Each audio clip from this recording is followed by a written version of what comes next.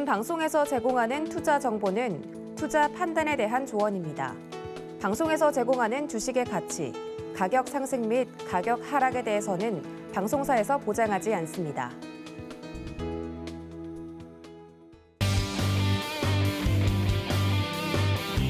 안녕하세요. 주유소 2부로 다시 돌아온 도하나입니다. 우리 시장 지금 굉장히 상황이 좋지 않습니다. 오늘 코스피 지수, 코스닥 지수 보시면서 많은 분들이 깜짝 놀라셨을 것 같은데요. 지정학적 리스크를 그대로 받아내는 모습이었습니다. 내일은 어떤 전략을 가지고 이 어려운 시장을 이겨내면 좋을지 오늘도 좋은 말씀 해주실 전문가님 모시고 기다리고 계시니까요. 지체 없이 바로 만나보도록 하겠습니다. 함께 보시죠.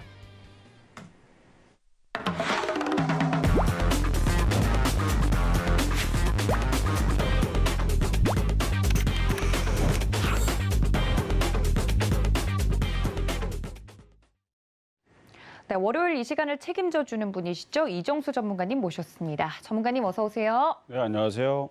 네, 전문가님과 함께 오늘도 이야기를 즐겁게 해보고 싶은데 시장이 별로 좋지가 않습니다. 노란톡 활짝 열어두고 있을 테니까 이럴 때일수록 들어오셔서 도움 말씀을 좀 구하시면 좋을 것 같아요. 문자 샵 0082번으로 신의 한 수 적어서 보내주시거나 QR코드 통해서 입장이 가능하니까 지금 바로 들어와서 기다려주시면 좋을 것 같고요. 오늘 시장이 안 좋았던 만큼 장중에는 어떤 이야기를 해주셨는지 궁금합니다. 결국에 코스피, 코스닥 지수 모두 파란불을 켜면서 마감이 됐는데 전문가님 주말 사이에 이렇게 시장 보면서 어떤 생각하셨나요?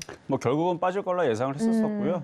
시장에 대해서 말씀을 드리면 원래 저는 옵션 만기 전부터 빠질 걸로 예상을 했습니다. 그러니까 옵션 만기 때도 빠지고 옵션 만기 전에도 슬슬 빠질 줄 알았는데 용케 잘 버티더라고요. 근데 이 버티는 가운데에서도 저는 결국은 시장을 빠질 것이다. 2650과 2600으로 밀려 내려올 것인데 그때 저점 매수를 해보자. 이게 지난주 월화수 전략이었었습니다. 자, 차트를 보면서 말씀을 드릴게요. 지난주 월요일 이날이고요. 화수 계속 올라가더라고요. 근데 올라가는데 코스닥은 그렇지 못했습니다. 코스닥은 옵션 만기서부터 빠지기 시작했고 저는 그래서 당연스럽다 얘기를 했었고요. 그다음에 우리나라 코스피는 여기서 제가 이런 표현을 썼죠. 이건 근데 공개 방송에 썼던 표현인데 제까지 게 올라가 봤자 2850에서 2900 넘게 어려울 거다. 그래서 얘네들이 자력으로 올라가도 2850은 못 넘어갈 거다라는 거를 일단 예상을 했었던 거고요. 그리고 유럽 시장을 보게 되면 지금 유럽 시장이 지금 폭락인데요. 이 저점이 깨지면 우리나라 시장에 영향을 미칠 거라고 했습니다. 근데 이게 지금 저점이 깨졌기 때문에 오늘 유럽 시장이 이렇게 마무리가 되면 내일 우리나라 시장에 영향을 당연히 미칠 겁니다. 자, 어쨌든 내일 우리나라 시장 유럽 시장의 영향으로 미칠 걸로 예상을 하는데요. 네. 그래서 이 저점이 한번 깨졌기 때문에 이게 한 번 더 빠지면 우리나라 시장도 굉장히 좀 상당히 좀 곤욕스러울 수 있지만 2600만 깨지지 않으면 박스권 저점 매수의 기회로는 삼을 수 있습니다. 근데 2600이 깨지면 문제예요. 깨지면 그때서는 종목들이 나락으로 떨어집니다. 상당히 좀 많이 떨어질 수 있는데 2600이 깨지면 일단은 지금 유럽 시장 그 지정학적 리스크 지금 미국도 마찬가지고 전일 지난주 금요일 날에 바이든 대통령이 조만간에 이제 16일이죠. 전쟁이 할 수도 있다. 근데 사실 언제 전쟁 난다 하면서 전쟁이 나는 그런 경우는 거의 없어요. 바보가 아니고서는 나 전쟁할 테니까 너네들 기다려 하고 내가 공격할 거니까 너네 가만히 있어. 이렇게 전쟁이 시작되지 않습니다. 전쟁이라는 건 상대방이 안심했을 때, 나 너네들 공격 안 할 거야. 괜찮아. 그러고 전쟁을 하는 거죠. 괜찮아. 나 지금 바쁘니까 나 지금 너네들 칠 생각 없어. 그러니까 우리 화해하자 하고 전쟁을 하는 겁니다. 원래 그러니까 그 평화의 분위기가 됐을 때, 그러니까 상대방이 무방비가 됐을 때도 공격을 해야 되는 거지. 그래서 2월 16일 날에 바이든 대통령이 예상하기로는 그때쯤이면은 이제 침공이 시작이 될 수도 있다라는 얘기를 발언을 하면서 미국 시장이 빠지고 지금 유럽 시장도 굉장히 많이 빠지고 있는 상황인데 전쟁 상황까지는 쉽지는 않아 보입니다만 어쨌든 그거 관련된 종목들이 죄다 움직였고요. 그래서 제가 설 명절 전부터도 계속 얘기했습니다. 이 우크라이나 사태로 인해서 전쟁은 안 나더라도 그때까지만 해도 많은 언론과 기사들이 서로 견제만 할 뿐이지 전쟁은 안 날 것이다. 쉽게 전쟁 안 날 것이다. 저도 그렇게 생각을 해요. 근데 시장은 빠져요. 그걸로 인해서.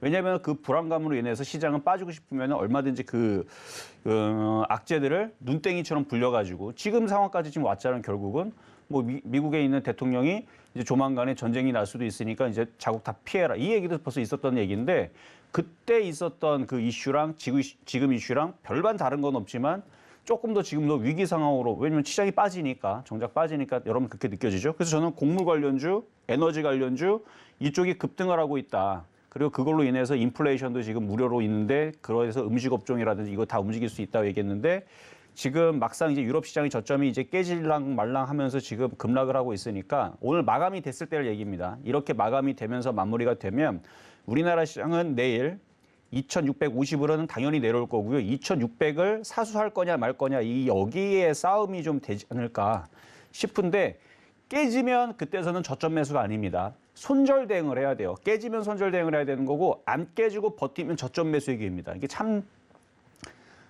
종이 한 장 차이인데 안 깨지면 매수 기회가 되고 깨지면 그거다. 그러니까 전쟁은 안 나는데 이 전쟁 이슈로 밑으로 시장 한 번 더 뺄 것이냐 말 것이냐 그 의도를 내일서부터 이제 보시면 되겠는데 어쨌든 이렇게 떨어질 거란 예상을 이미 지난주서부터 하기는 했으나 한 이틀 좀 늦었죠. 코스피가 이렇게 떨어지는데 한 이틀 늦기는 했지만 뭐 토요일을 꼈으니까 이제 4일이라고 칠게요. 그러니까 4일인데 거래일로는 이틀 좀 더 늦어졌지만 제가 시장을 빠진다 얘기를 하면 결국은 시장이 일주일 뒤에 빠지니까 빠진다 얘기하고 바로 빠지는 경우는 거의 없고요. 빠진다 얘기한 다음에 저는 시장을 좀 빨리 좀 얘기를 하는 편이어서 보통 한 일주일 정도 걸리고 적당히는 한 3주 정도 생각하면 됩니다. 제가 뭐 시장이 안 좋다, 좋다 얘기하면 바로 움직이는 게 아니고 한 3주 정도 뒤, 빨라도 한 일주일, 재수 좋게 뭐 하루 이틀 만에 바로 뭐 시장이 올라갑니다 해서 바로 올라가는 경우도 있는데 좀 더 빨리 얘기하는 편이에요. 그래서 시장이 빠진다 얘기했기 때문에 빠지는 건데 2,600이 일단은 저는 안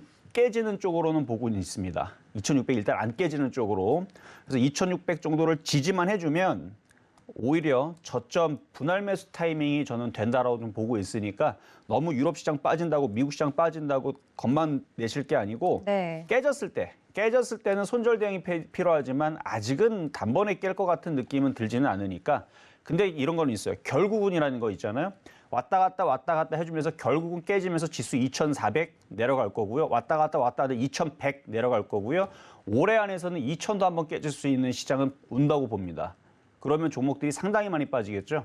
그래서 지금의 모든 전략은 단타 매매고요. 방망이 짧게 잡고 시장이 폭락할 때까지 기다려야 돼요. 차라리 많이 폭락하게 되면 크게 먹을 수 있는 기회는 나오지만 지금은 적당한 폭에서 한 10% 정도 내에서의 매매 대응이 가장 오늘도 마찬가지고 내일도 마찬가지고 당분간은 그렇게 짧은 매매 대응이 유효하다라는 말씀 드리도록 하겠습니다. 알겠습니다. 역시 주식은 대응의 영역입니다. 이렇게 힘들다고 손 놓고 있다기보다는 어떻게 하면 이 위기를 헤쳐나갈 수 있을지 열심히 또 전략을 세워봐야 될 것 같은데요. 저희 이종수 전문가님과 함께 하고 싶으신 분들은 노란톡 열어두고 있으니까 문자 샵 0082번으로 지금 바로 문자 보내주시거나 혹은 QR코드 통해서 입장해 주시면 되겠습니다.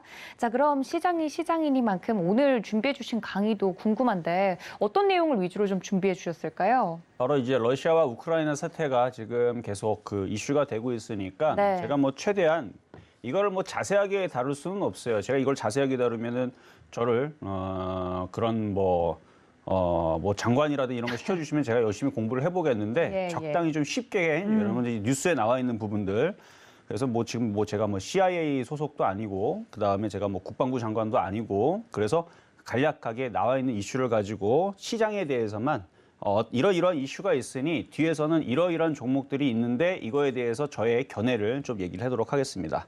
자, 그러면은 강의를 한번 보도록 하겠습니다. 자, 일단 러시아 우크라이나 전쟁 리스크에 대해서 일단은 크림반도 뭐 여러분 이제 뉴스로 좀 많이 지금 보시고 있는데 뒤에 보면은 여기 크림반도가 있어요. 여기 그림 보이시죠? 이게 크림반도입니다. 이게 러시아 빨간색이고요.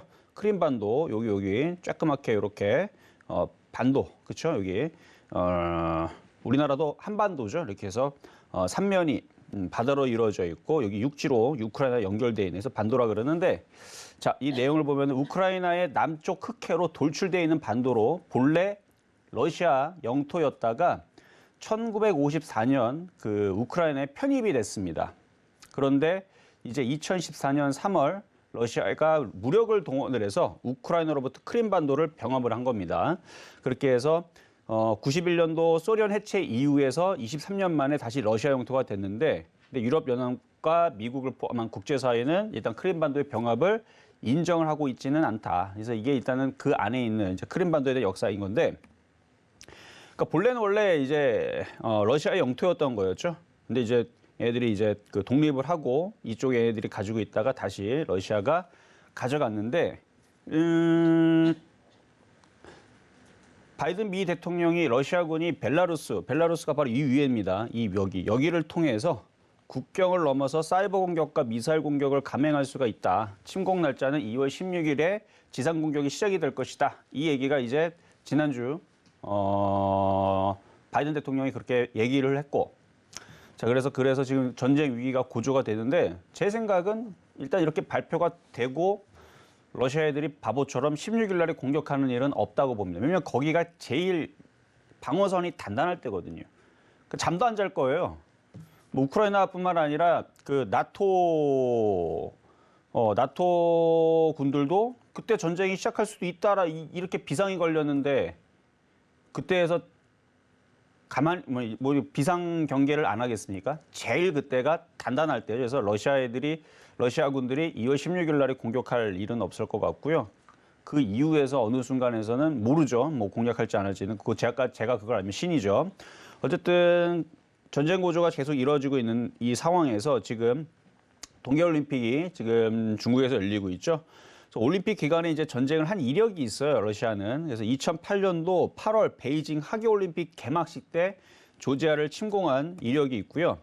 2014년 2월 소치, 러시아에서 열렸던 거, 소치 동계올림픽 이후 5일 뒤에 크림반도를 그때 공격해가지고 2014년도에 가져간 겁니다. 그래서 병합을 한 거죠.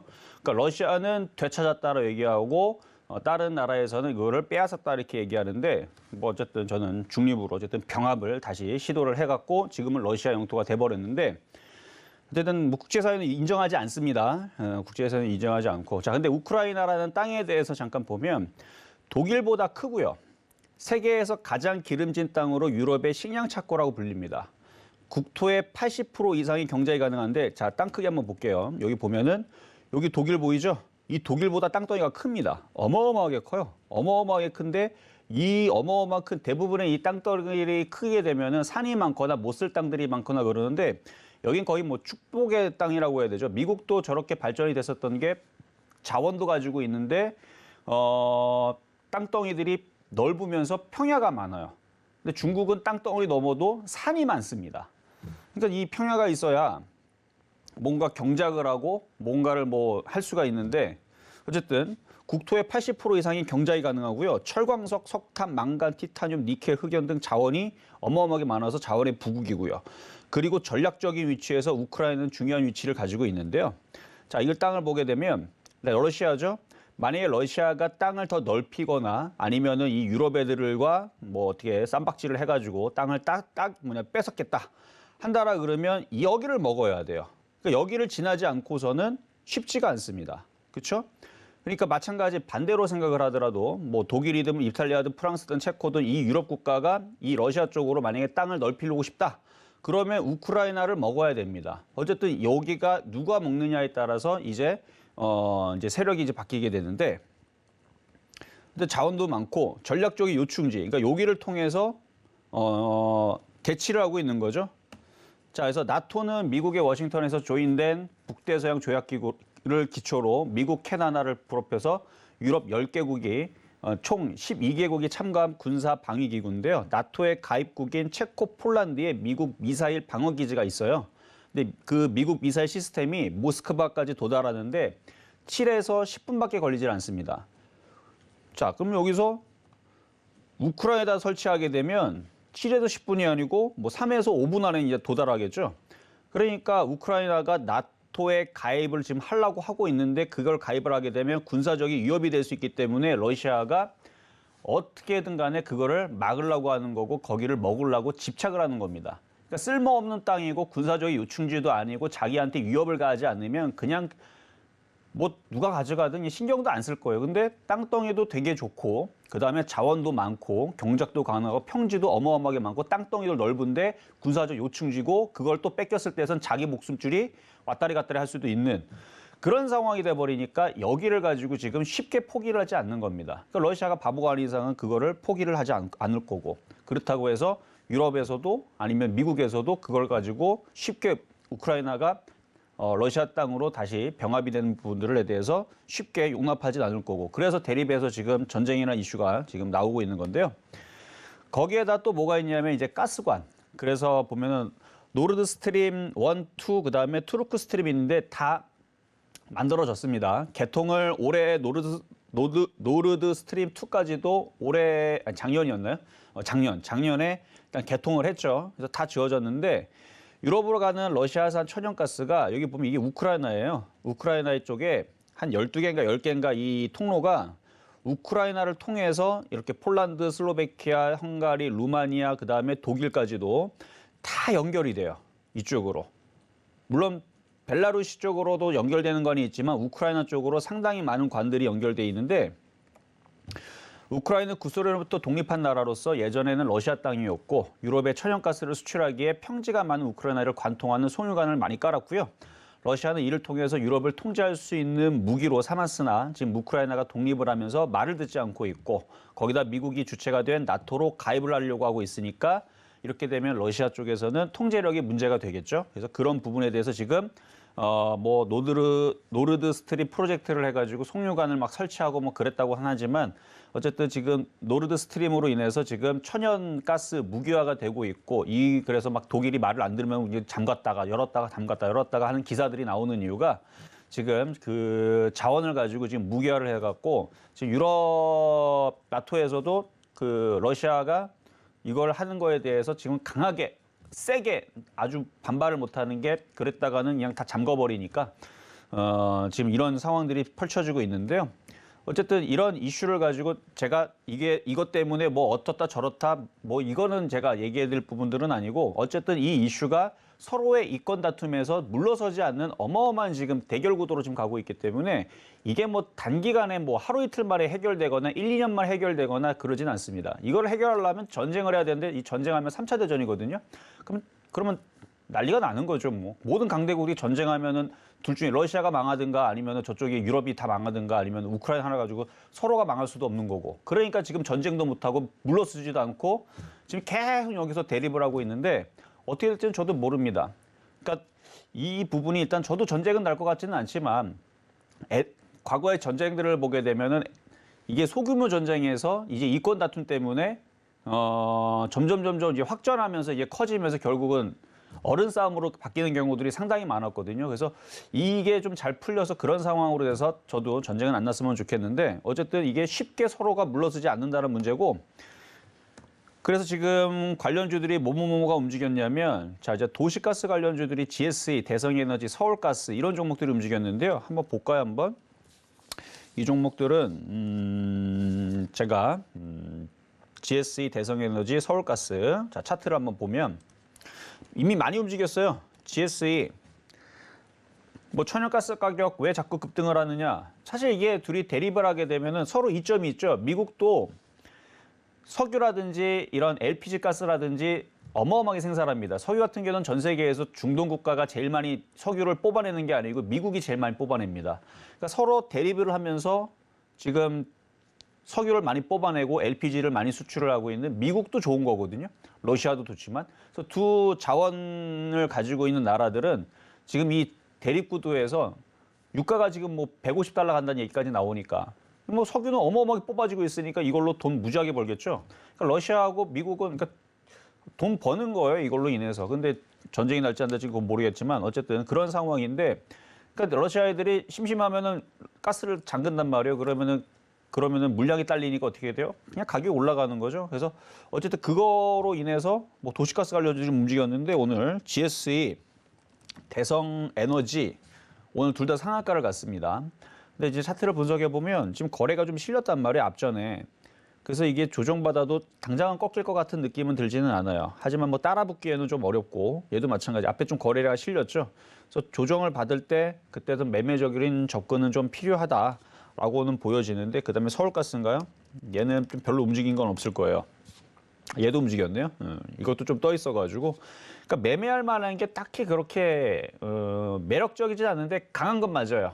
주가가 강하냐 약하냐 오늘 제일 강했습니다. 거래량들도 상당했고요. 그래서 갖고 있는 분들은 그냥 좋을 것 같은데 없는 사람들은 그냥 조정받을 때 보셔야 돼요. 자, 다음은 자, LPG 관련주인데 마찬가지 도시가스 관련주는 오랜만에 움직인 거고 근데 거래량이 실렸다는 게 세력들이 뭔가 좀 작업을 했다가 좀 움직인 느낌이고 원래는 이제 LPG 가스 관련주들 말고도 이제 유가 관련주 움직였는데 얘네들은 유가 관련주 무거워서 안 움직이는지 이런 식으로 움직이지 않습니다. 자, 중앙에너비스, 대성산업, 흥구석유, 중앙에너비스 차트만 보면 이것도 정고점을 돌파를 했어요. 상당히 강하죠. 이미 벌써 떠 있기 때문에 얘도 따라붙기가 참 애매합니다. 중앙에너비스 그다음에 흥구석유 얘도 강해서 조정받으면 매매적인 관점으로는 괜찮을 것 같아요. 그리고 또 하나가 뭐였었죠?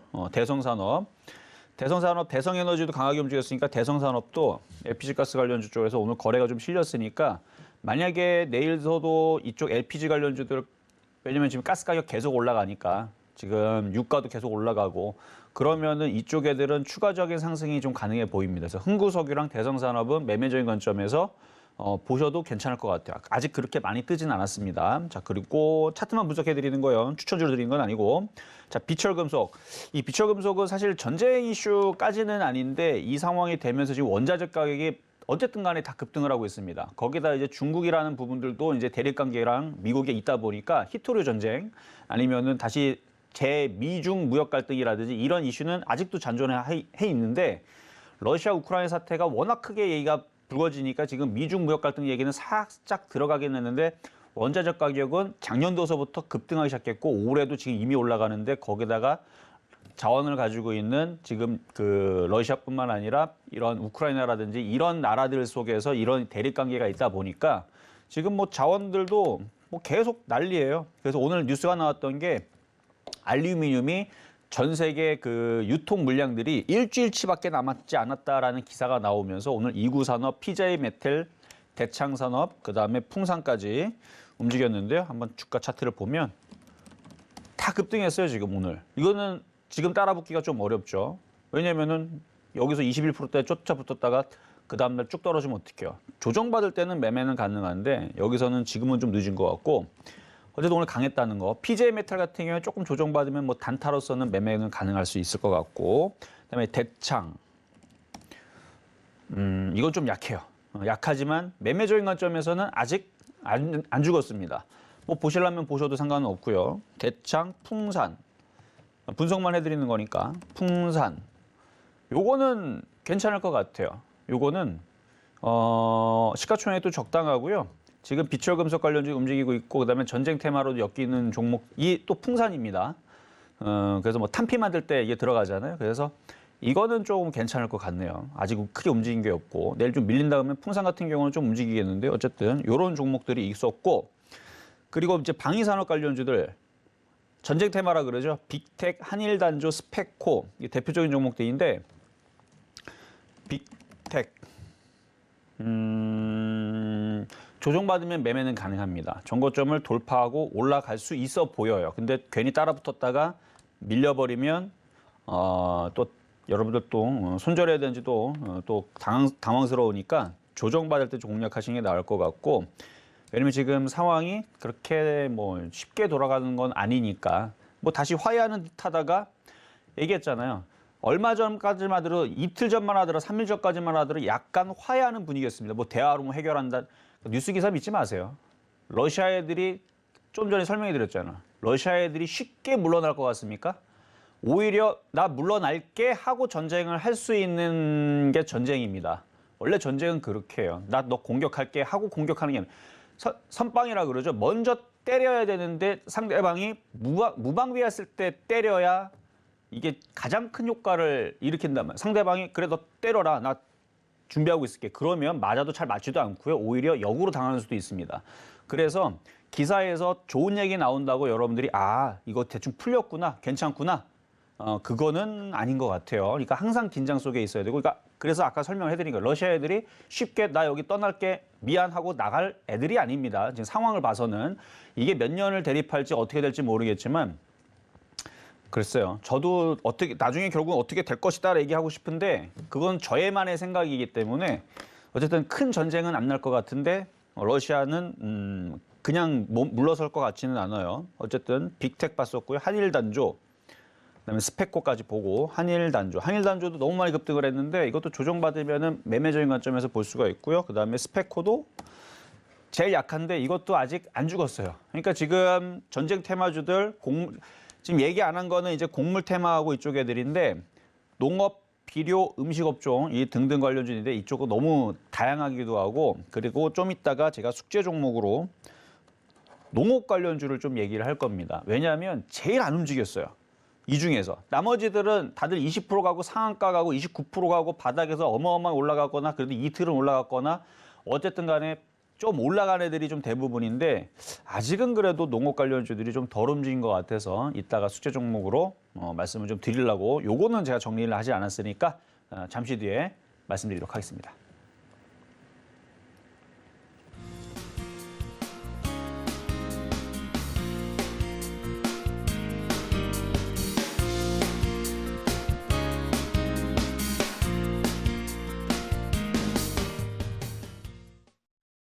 네, 러시아 우크라이나 사태를 지켜보면서 우리 증시에 어떤 영향이 있을지 투자자분들 오늘 굉장히 불안한 월요일을 보냈을 것 같습니다. 이 부분에 대해서 이해가 안 되는 우리 초보 투자자분들을 위해서 이정수 전문가님이 좀 간략하게 설명을 드렸는데요. 관련돼서 움직일 수 있는 혹은 움직였던 종목들에 대해서도 간략하게 브리핑을 해드렸습니다. 지난주 숙제 종목을 좀 확인을 해봐야 될 것 같은데 종목을 이렇게 보면서 제가 느꼈던 건 이렇게 지난주 월요일과 분위기가 또 180도 다를 수 있나라는 생각이 듭니다. 일단 지난주에 저희가 숙제로 내드렸던 종목들 중 함정 종목은 어떤 종목이었는지 확인해 보고 오겠습니다. 함께 보시죠. 네, 지난주 숙제 종목 중 함정 종목은 오뚜기였습니다. 네, 맞습니다. 지난주까지만 하더라도 저희가 이 음식료, 유통 이런 이야기를 했었거든요. 네, 맞아요. 그 중에서도 종목을 자세히 설명해 드렸지만 오뚜기가 함정 종목으로 또 꼽혔습니다. 그 2주 연속 종목이 이제 함정 종목이 오뚜기였던 건데 제가 맞췄어요, 전문가님. 못 맞추면 안 되죠. 아니 그래도요. 맞추라고 냈던 건데. 또 이렇게 문제 난이도가 쉬웠다는 걸 굳이 짚어주시네요. 오뚜기가 오뚜기, 정답이 3주인가 4주 연속이었을 거예요. 네, 그런가요? 제가 없었을 때까지 포함을 하면. 2주래요. 2주인데 근데 예. 이전에서도 한번 건너뛰어가지고 오뚜기였던 적이 있어서. 맞네요. 그래서 지금 당첨자분들이 아래 나가고 있고 저기에 제 뒷자리도 있어야 될 것 같은데 아무튼 저는 당첨이 되지 않았네요. 일단 지난주에 오뚜기 답을 맞춰주신 우리 당첨자분들은 서울경제TV 이제 상품권 10만 원권이 나갈 예정이니까 다시 한번 축하드린다는 말씀 드리고 그렇다면 대체 왜 오뚜기였는지 이야기를 좀 들어보도록 하겠습니다. 당연했다라고 이야기를 하지만 오답노트는 해야 되는 법이니까요. 오답부터 할 게 없는 게요. 맞추라고 들었던 종목이고 그동안 계속 오뚜기가 약할 것이다. 그러니까 오뚜기라는 회사는 좋아요. 나쁘진 않은데 그냥 제일 늦을 것 같아서 얘기했던 건데 근데 이제는 음식업종들이 대부분 다 움직였으니까 순환매로 이제 움직일 수 있을 것 같아요. 그러니까 오뚜기 갖고 있는 분들은 좀 늦더라도 그냥 가져가시면 될 것 같은데 그래도 한번 보도록 하겠습니다. 자, 일단은 지난주에 이제 하이트 진로서부터 말씀을 좀 드렸는데 사실 지지난주에서도 음식업종을 얘기했거든요. 그때 방송을 보신 분들은 알겠지만 그때 당시에서 음식업종을 가져나왔던 이유가 그때 당시 음식업종들이 움직였었던 이유가 전쟁 리스크 때문에 움직였다고 뉴스가 나왔어요. 그렇게. 그래서 전쟁 이슈 때문에 음식업종이 움직였다? 그렇구나 해서 그래서 저는 조금 이게 전쟁 난다 그래서 음식업종이 이게 바로 이렇게 움직인다. 이게 조금 의아하긴 했지만 어쨌든 아예 이유가 안 되는 건 아니니까 어쨌든 그거랑 그다음에 인플레이션. 저는 오히려 인플레이션 우려로 인해서 이게 움직일 수 있다를 얘기를 작년부터 얘기했었던 거고 계속 인플레이션 지금 40년 만에 최고치 급등 이런 얘기들이 기사들이 미국에서 나와주고 있고 우리나라에서도 하루가 다르게 마트를 가면은 가격들이 올라가 있는 것들을 여러분들이 보실 수가 있습니다. 설탕서부터 해서 다 올라가고 있죠. 이제는 소금도 사실 이 소금 가격도 지금 일본 때문에 지금 2배인가 3배인가 올라갔다 하더라고요. 작년 대비. 일본 그 방사선 그 물질을 바다에다가 다 뿌려 놓으니까 그래서 소금 가격이 급등을 한 것도 있고 그다음에 이게 날씨가 좋아야 되는데 비가 많이 내리거나 뭐 그러면 그러는데 하여튼 작년에 비가 많이 내리고 뭐 날씨가 그렇게 좋지 않았다 그래요. 그리고 하여튼 이런 여러 가지 이유로 소금 가격도 무지막지하게 오르고 올랐는데 소금이 올라가면 김치 만들 때도 소금이 비싼데 그렇죠? 안 그래도 김치만 비싸도 비싼데 소금까지 비싸면은 뭐 이건 먹지 말라는 얘기죠. 자, 소금뿐만 아니라 모든 음식에 다 소금이 들어갑니다. 그렇죠? 음식에 우리나라에서 소금 특히 간을 하는데 많이 들어가는데 하여튼간 이런 것 때문에 지금 에그플레이션 얘기가 계속 나와주면서 뭐 다 올라가요 지금. 그렇다고 뭐 비료 가격도 올라가죠, 사료 가격도 올라가죠, 원자재 가격이 올라가니까 작년부터 올라가는데 계속 올라갑니다. 그래서 이런 인플레이션이 찾아오게 되면 기업들은 손실 보면서 떡볶이 하나 팔면서 100원씩 손해 보면서 파는 바보 같은 애들이 어디 있습니까? 그렇죠? 가격이 올라가면 가격이 올라가는 대로 가격도 올립니다. 그러니까 그 재료 가격이 올라가게 되면 제품 가격이 올라갑니다. 제품 가격이 올라가면 여러분들이 거기다 놓고 욕을 할 수는 없어요. 왜? 다 올라갔다라고 뉴스가 다 나왔기 때문에 소금 가격이 올라갔고 설탕 가격이 올라갔고 모든 게 다 올랐구나. 그래서 올라갔구나. 그러면 안 먹으면 되죠. 근데 안 먹을 수가 또 없어요. 또. 왜 남들은 다 먹거든요. 그러니까 이 제품을 만드는 애들은 가격을 올리면 그만이에요. 그러니까 손실은 안 봅니다. 타당한 이유에서 이래서 가격은 올라가는데 한 번 올라가면 내려와 안 내려와? 안 내려오죠. 한 번 올라가면 안 내려옵니다. 옛날에 쭈쭈바 요만한 가격 뭐 50원에 먹었다는 사람, 뭐 5원에 먹었다는 사람들 10원에 지금 몇천 원 하죠? 이런 것처럼 내려오지는 않아요. 내려오는 경우 봤습니까? 뭐 과자 가격 내려가는 거 봤어요? 세일해서 팔면 팔았지 내려가지는 않습니다. 그래서 이 인플레이션을 인해서 지금 에그플레이션 얘기가 나오는 거고 이걸 나중에 뭐 안 좋은 얘기들이 이제 시장 빠질 때는 이걸로 가지고 이제 경제를 또 뒷목을 잡는다 뭐 얘기 나오겠죠. 어쨌든 음식업 쪽만 얘기를 하면 그래서 그런 인플레이션이 찾아온다 얘기가 나오게 되면 수혜주는 이런 그 음식업종들은 가격을 올리면 그 마진이 또 많이 남기 때문에 얘네들은 그냥 수혜예요, 수혜. 가격을 뭐 올리면 되니까. 그래서 그것 때문에 이제 얘기를 했었던 건데 그 중에서도 이제 미래생명자원이라고 지지난주에 얘기했던 건데 이게 차트가 이뻐갖고 그때 한번 얘기한 적이 있죠. 그리고 나서 지금 폭등을 했습니다. 이렇게 폭등을 예상했던 건 아닌데 저는 농심이 폭등할 줄 알았더니 미래생명자원이 폭등을 했네요. 어쨌든 농심이 움직이고 뭐 하이트진로가 움직이고 어쨌든 지난주에서는 하이트진로 요거 얘기했었던 거였고 그다음에 CJ 프레시웨이 이것도 띄어야 돼 이거를 너무 많이 띄었네. 자 CJ 프레시웨이 얘도 지난주에서 한번 다시 상승을 했죠. 여러분도 알겠지만 지금 시장에서 옵션 만기 이후 지난주서부터 월요일서부터 해서 지금 시장까지 오는 데에서 종목들이 어떻게 됐습니까? 다 박살이 났습니다. 쭉쭉쭉 빠졌죠. 특히 IT 섹터들은 뭐 완전 처참하게 빠졌고 대부분 종목들이 빠졌는데 좀 전에 짚어드렸던 그 섹터 방위산업 관련주, 곡물 테마, 그다음에 뭐 비철금속 그리고 음식업종 뭐 몇몇 요 종목들 에너지 관련주, 뭐 LPG 관련주 요런 애들만 움직였지 대부분 다 빠졌습니다. 제가 시장 빠질 거라 그랬잖아. 근데 빠지는 이슈가 인플레이션부터 해가지고 유가 상승, 그다음에 뭐 환율 상승, 뭐 미국 국채 금리 이슈, 그다음에 뭐 조기 그 긴축 이슈 여러 가지 이슈가 있는데 어쨌든 간에 그런 이슈로 인해 가지고 그 중에 하나 음식업종들이었는데 그래서 비료, 사료, 뭐 음식업종 얘네들만 지금 계속 움직이는 것 같아요. 뭐 여전히 좀 강한 것 같고 그리고 오뚜기는 왜 함정 종목이냐 그러면 아직 추세를 돌리지를 못했어요. 그래서 계속 그 동안에서도 약한 종목으로 얘기했는데 근데 이제는 박스권을 타고 있는 게 그래도 빠지고 있는 IT 섹터보다는 잘 버틸 것 같습니다. 내일 시장 흔들리더라도 오뚜기는 잘 버틸 것 같아요. 그리고 농심, 이건 좀 빠졌으면 좋겠는데 지금 시장이 다 이쪽으로 죄다 몰리다 보니까 그러니까 인플레이션으로 해서 뭐 음식 가격 다 올린다고 하고 그다음에 뭐 전 세계 곡물 가격 다 곡물 가격이 올라가면 음식 가격도 올라가겠죠. 당연한 거죠. 우리가 음식을 뭐 돌덩이를 먹는 것도 아니고 쌀을 먹고 밀가루를 먹고 설탕을 먹고 다 곡물 가격이 올라가는 거예요. 올라가면 음식 가격이 올라가게 됩니다. 그러니까 같이 가는 건데 그러니까 농심도 어떻게 되겠어요? 곡물 가격 올라가니까 그럼 얘네들도 가격을 올리겠죠. 그러면 그거에 이슈에 맞아가지고 또 올라가겠죠. 어쨌든 떨어졌으면은 조정을 받으면은 살 수 있는 종목인데 지금은 그냥 바라만 봐야 되는 종목을 바뀌었고 자, 롯데칠성도 마찬가지입니다. 뭐 설명은 똑같아요. 그래서 음식업종들이 지금 시장에서 좀 강하게 잘 버틴다. 근데 지금 가격은 별로 마음에 들지는 않습니다. 시장이 흔들리면 아무리 좋은 이슈가 있어도 같이 흔들리기 마련이에요. 그래서 만약에 내일 유럽 시장이 약세로 마감이 돼서, 그러니까 꼬랑지 달면 안 빠질 테지만 약세로 마감을 해서 쭉 떨어진다 그러면, 미국 시장도 쭉 떨어진다 그러면은 우리나라 시장인 정상적인 종목들도 그냥 떨어지거든요. 그때 매매적인 그 관점으로 싸게 살 만한 음식 업종이다 정도는 말씀드리도록 하겠습니다. 네, 지난주에 말씀해 주셨던 숙제 종목들에 대해서 이렇게 복기를 해봤습니다. 종목들에 대해서 대체 이게 왜 함정 종목이었고 나머지 종목들은 어떤지 좀 오답 노트를 하면서 종목을 보는 눈을 여러분들도 길러주셨으면 좋겠는데 노란톡도 열어두고 있다는 말씀 좀 드릴게요. 문자샵 0082번으로 지금 바로 신의 한 수 적어서 보내주시거나 QR코드 통해서 입장할 수 있다는 점 다시 한번 안내를 해드리고요.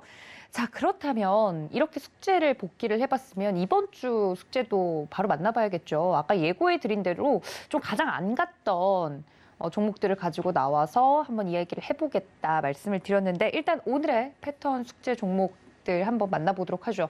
지금 하단에 나가고 있는데 저도 참 고민이 됩니다. 쭉 봤는데 과연 맞출 수 있을지 이번 주는 좀 잘 모르겠어요. 효성 OMB, 아시아 종묘, 그리고 농무바이오, 조비, 대유 이렇게 말씀해 주신 것처럼 가장 이 우크라이나 사태와 관련돼서 안 갔던 섹터를 좀 준비를 해주신 것 같은데 그래도 설명을 한번 들어보겠습니다. 들어보고 저도 하나의 종목을 좀 골라서 말씀을 드릴 건데 이 중에서 나는 함정 종목이 뭔지 바로 알겠다 하시는 분들은 지금 바로 문자 샵 0082번으로 함정 종목을 골라서 보내주시면 정답자에 한해서 10명을 추첨해서 저희가 서울경제TV 상품권 드리고 있으니까 지금 바로 보내주시면 좋을 것 같고요. 잘 모르겠다 하시는 분들은 저랑 끝까지 설명 같이 들어보시면 좋을 것 같습니다. 자, 어떤 종목부터 좀 볼까요? 앞에서부터 볼게요. 네. 자, 오늘은 아까 예고해드린 대로 농업 관련주, 비료 관련주 이쪽을 뽑아왔어요. 이유는 앞서서 얘기했었던 그 전쟁 관련된 그 테마주들이 다 올라갔어요. 싹 다 올라갔는데 이 안에서 순환매를 돈다. 그러면은 얘네들이 제일 만만해서. 그래서 우크라이나 사태가 장기전이 되거나 이게 계속 이 이슈로 시장을 흔들게 되면 이 테마는 정상 테마로 움직이는 게 아니라 정상 테마는 삼성전자서부터 해가지고 뭐 있잖아요. 대형주들. 그러니까 지수를 견인하는 종목들은 죄다 빠질 거고 잡 테마로 바뀔 겁니다. 그러니까 개별 테마로 갈 텐데 그게 이제 다 비철금속부터 해가지고 이구산업, 대창 뭐 이런 애들부터 해가지고 곡물 관련주, 농업 관련주, 비료 관련주, 그다음에 뭐 LPG 관련주 등등 이게 다 테마주잖아요. 그래서 이런 쪽의 이슈를 계속 돌리다 보면은 이쪽 애들도 관심 있게 봐야 될 것 같아서 일단은 이 패턴 5개를 뽑아왔는데요. 한번 하나하나 보게 되면 자, 효성 OMB 비료, 사료, 농업 관련주입니다. 오늘 강하게 뽑았다가 다 빠졌어요. 그래서 오늘 움직인다고 쫓아들었던 사람들은 오늘 좋다가 오늘 아주 그냥 어쨌든 아마 그대로 물려서 갖고 있지 않을까 싶은데 그러니까 쫓아가면 이런 식으로 당합니다. 그래서 쫓아가면 안 돼요.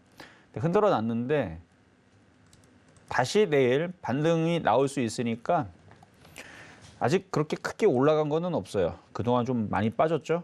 쭉 빠졌다가 반등을 줬다가 오늘 반등을 주는 척 했다가 다시 재밀렸는데 매매적인 관점에서는 내일 그냥 보실 수 있는 정도 얘기를 해드리도록 하겠는데 이게 참인지 거짓인지는 다음 주에 얘기하게 되겠습니다. 네. 자, 다음은 아시아 종묘.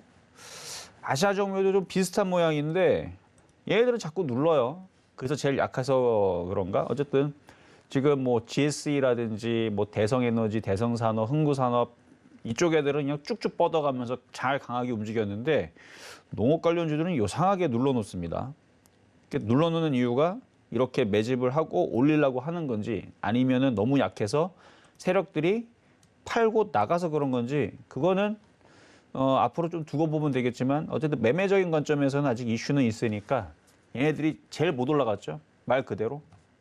차트 보면 아까 전에 GSE라든지 얘네들이 비하면 못 간 게 확실하니까 뭐 이구산업 뭐 이런 애들 비해서 아직 안 움직였으니까 뭐 빅텍 이런 애 비해서 올라간 게 확실히 없기는 없어요.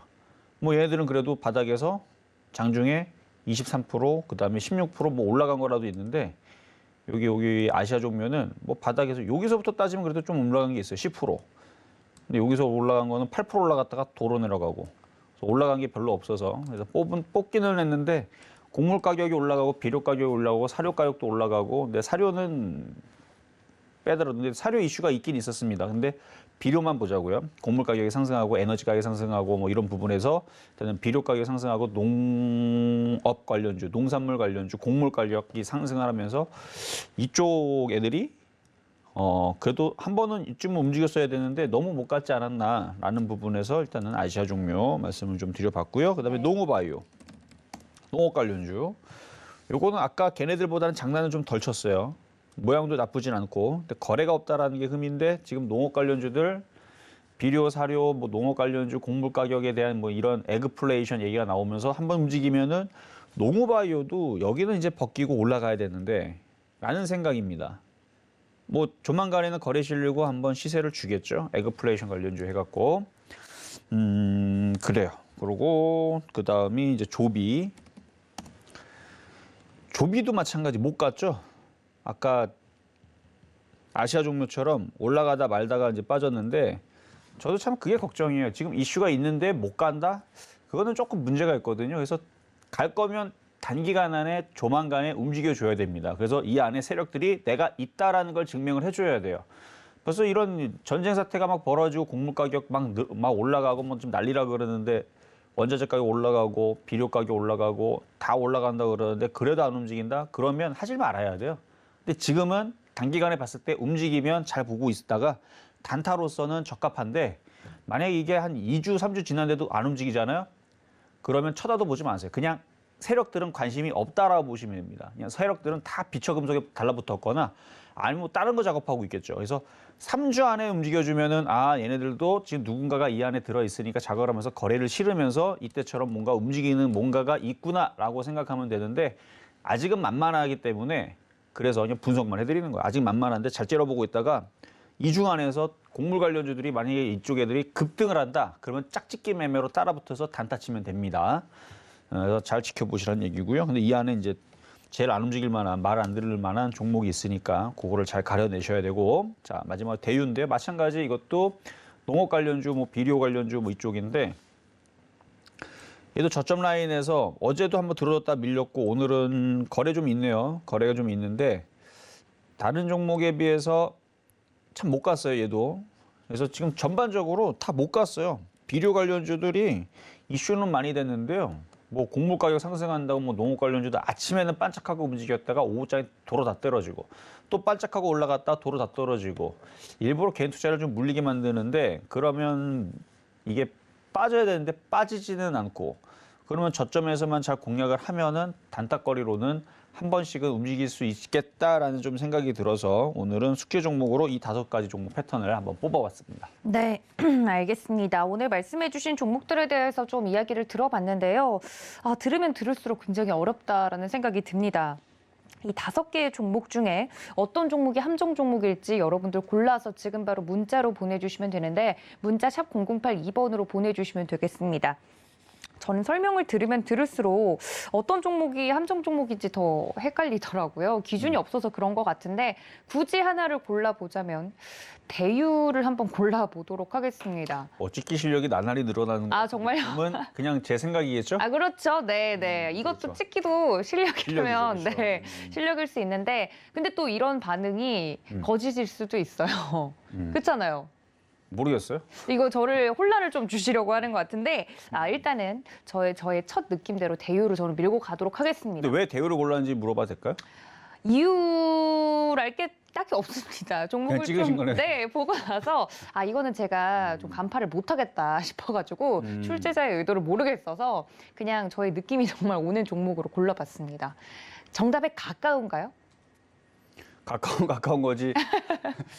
그래도 뭐 엉뚱한 종목을 가지고 지금 저를 혼돈을 정답은 하나인데 뭐 가까우면 다 오답인데요. 뭐 가까울 필요가 있나? 그냥 정답이면 예. 정답이죠. 그건 그렇죠. 네, 저랑 뜻을 같이 하시는 분들은 문자로 대유를 찍어주시면 될 것 같고요. 아니다, 내가 보기엔 이 종목이 함정 종목인 것 같다. 이 종목이 상황이 더 안 좋은 것 같다 하시면 그 종목을 골라서 문자 샵 0082번으로 보내주시면 되겠습니다. 과연 오늘 이 반응 점 전문가님의 반응이 다음 주에도 그대로 좀 반영이 될지 다음 주에 정답을 확인해 주고 싶으신 분들도 같은 시간 월요일 이 시간 함께 해주시면 좋을 것 같고요.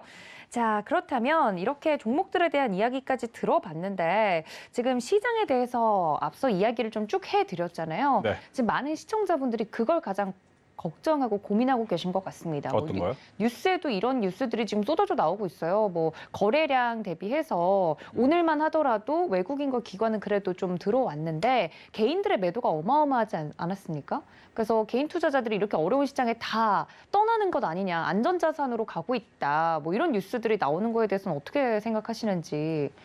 개인 투자자들이 만약에 여기를 떠나고 미국 시장 가잖아요. 네. 미국 시장은 더 많이 빠질 겁니다. 아, 정말요? 네. 네. 미국 시장은 하한가가 없어요. 상승장일 때에서는 어떤 시장이 제일 쉽죠? 하한가, 그러니까 빠질 때에서는 미국 시장만큼 무서운 게 또 없을 겁니다. 물론 많이 빠지면 또 좋은 기회가 오겠죠. 그러니까 미국 시장도 마찬가지고 한국 시장도 마찬가지고 많이 빠지면 둘 다 기회예요. 근데 지금 우리나라 시장 이미 많이 빠져 있는 상황이라서 미국 시장은 많이 빠진다 그러면 아마 여러분들 아마 경을 칠 겁니다. 그러니까 미국 시장을 만약에 여러분들 공략을 하겠다. 하는 건 좋아요. 하는 건 좋은데 일단 첫 번째로 잠을 못 잡니다. 미국 시장은 새벽에 열리죠. 여러분들 낮과 밤이 바뀌게 될 겁니다. 사람이 아마 거의 뭐 얼굴이 시퍼래지면서 여기 눈가에 거무푸르 하면서 아마 일단 건강이 나빠져요. 일단은.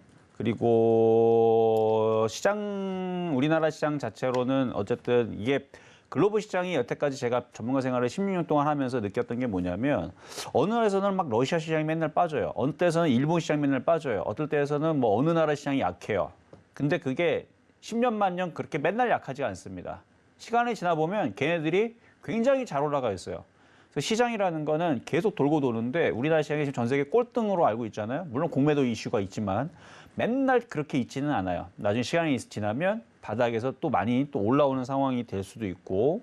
그래서 저는 오히려 지금처럼 많이 빠져 있을 때에서 우리나라 시장에서 어차피 우리나라 시장에 돈 못 벌면 미국 시장 가서도 지금은 늦었습니다. 저는 그 얘기를 하고 싶었던 거고. 자, 그리고 뭐 시장에 대한 수급에 대해서 아까 전에 물어보셨는데 네. 지금은 그렇게 수급이 크게 자 보겠습니다. 크게 뭐가 이렇게 특별한 게 없어요. 외국인이 684억을 들어와도 많이 산 게 아니에요. 6조 8천억을 들어왔어요. 하루 만에.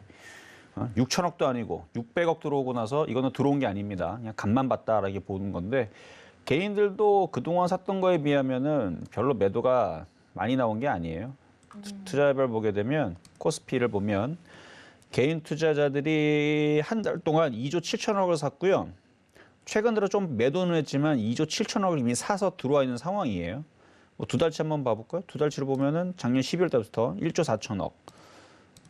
계속 누적으로 보게 되면 이게 작년 4월 달서부터인데 31조를 샀네요. 그렇죠? 31조 9천억 샀어요. 작년 4월부터. 이거는 이제 1년치만 나오는데 1년치만 보면 개인 투자자는 45조 8천억을 샀습니다. 45조 8천억 1년 동안 산 개인 투자자들이 코스피 기준으로 45조 8천억을 샀으면 45조를 못 던져도 10조는 던져내야 되는데 뭐 1,000억, 2,000억 던져갖고는 수급이 이 꼬인 게 되돌아오지는 않아요. 그동안 개인 투자자들이 너무 많이 샀기 때문에. 그리고 코스닥을 보더라도 이것도 1년치인데 1년치로 보게 되면 개인 투자자들이 11조를 샀습니다. 11조 1,000억. 그래서 뭐 장기적인 수급으로는 완벽하게 꼬여 있는 상황이고 뭐 한 달치만 보게 되면은 다시 요거를 1월 달로 1월 14일 기준으로 해서 한 달치만 보더라도 코스닥에서 개인 투자들이 1조 4,700억 정도를 샀습니다. 그러니까 지금 수급이 꼬여 있는 상황이라서 외국인들이 정말 쥐꼬리만큼 매수 들어와서는 이 수급이 풀리지를 않습니다. 만약에 오늘부터 외국인들이 1조씩 20일 동안 사가지고 뭐 20조를 산다. 저는 그러면 시장 상승자로 갈 거니까 괜찮다 말씀을 드리겠는데 지금처럼 수급이 꼬인 상태에서는 결국은 박스권을 왔다 갔다 한다면서 지수는 밑으로 2,400 이하로 떨어질 수 있는 가능성이 높아 보인다. 지금 당장 떨어진다는 얘기는 아니니까 너무 걱정 마시고요. 만약에 반등을 주게 되면 매매 잘 대응하시다가 왜냐면 곡물 관련도 오늘 이 강의 주제가 그거잖아요. 움직이는 애들은 걔네들이에요. 그러니까 그쪽 애들로 매매를 하다가 시장이 2,600이 깨진다 싶으면 일단 도망가시고 그러다가 2,400 이하에서 또 매매하시고 그렇게 하는 전략을 드려봤습니다. 네, 수급에 대해서 너무 크게 또 걱정할 필요는 없다라고 안심을 시켜드리면서 근거에 대해서 이야기를 좀 해주셨습니다. 이 점까지 좀 참고를 부탁드리면 좋을 것 같고요. 자, 그렇다면 오늘 또 숙제 종목으로 나갔던 종목들을 정리하고 와야겠죠? 함께 만나보시죠. 자, 오늘 숙제 종목 중 여러분들 함정 종목을 골라주시면 됩니다. 문자 샵 0082번으로 이 종목이 함정인 것 같다라고 적어서 보내주시면 정답자 10명에게 서울김자TV 10만 원 상품권을 드릴 예정이니까요. 추첨을 통해서 고를 예정입니다. 지금 바로 정답을 보내주세요. 네, 오늘 저희가 준비한 순서는 여기까지입니다. 본 방송에서 제공해 드린 정보는 투자 판단에 대한 조언일 뿐 해당 주식의 가치나 수익률을 보장하고 있지 않다는 점까지 알려드리면서요. 이정수 전문가님과 함께 저는 여기서 인사드리겠습니다. 시청해주신 여러분 고맙습니다.